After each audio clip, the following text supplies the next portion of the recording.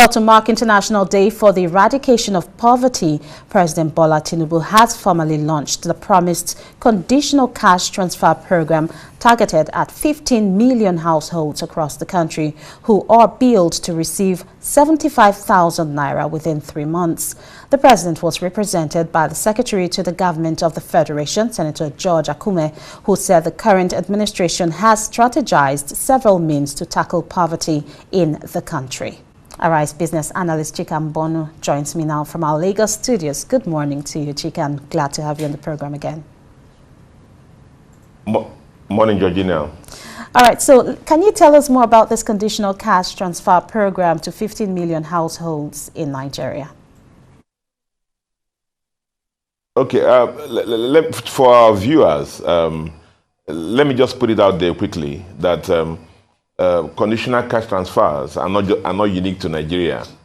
It's actually a program, a phenomenon that is employed by a lot of countries in the world. Maybe by the Western Europe, maybe some part of North America, but most other countries, sections of the world, actually use the conditional cash transfer to execute welfare programs to the poor, as defined.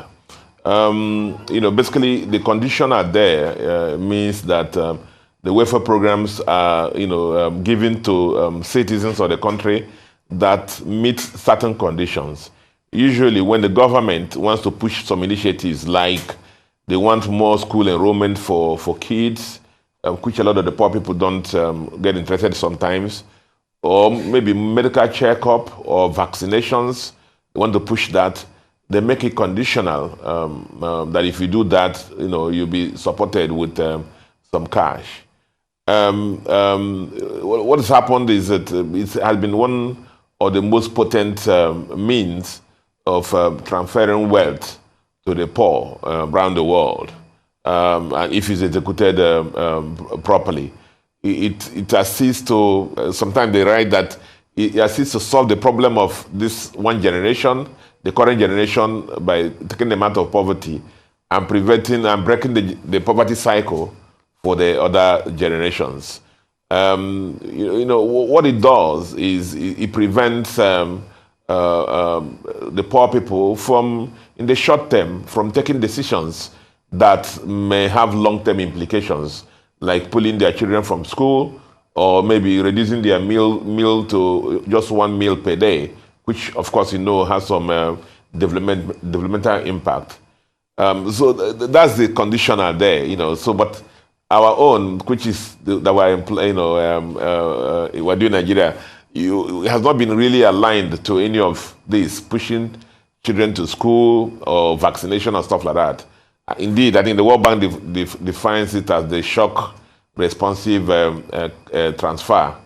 And I say that it's very popular in some other countries. For example, South Africa dedicates about 15% of its budget, which is about $20 billion, to programs like this, where directly money is pushed to the poor.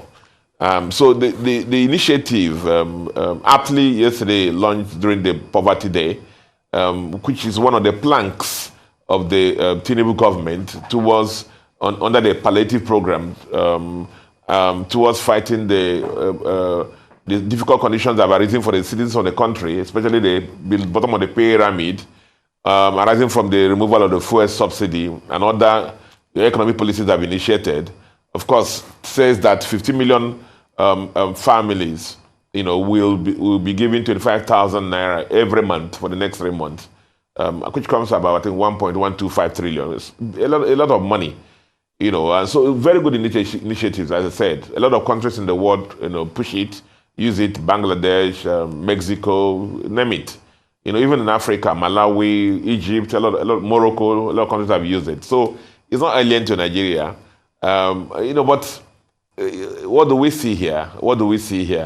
The Buhari administration that exited, of course, pushed a lot of that out. We heard so many things: trader money, the one by the minister of poverty alleviation, and so on and so forth. But the issue has been transparency. The transparency. You know, a lot of people have asked the question, how did they arrive at their poverty register?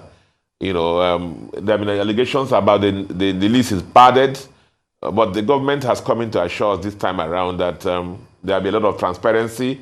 They're going to use biometrics and name and other stuff, and make sure that the poor are the people who get the money, and that there'll be no fraud involved. But trust Nigerians. A lot of Nigerians are already shaking their head and say, there we go again, another route to pilfer money or waste money. But the jury is out there. But as I said, a very good initiative to pass wealth directly to the poor, not just for Nigeria, but employed globally. Okay, all right, thank you so much. I wish I could ask you some more questions regarding the policies, but we'd have to go. But thank you so much, Chika and Mbonu. All right.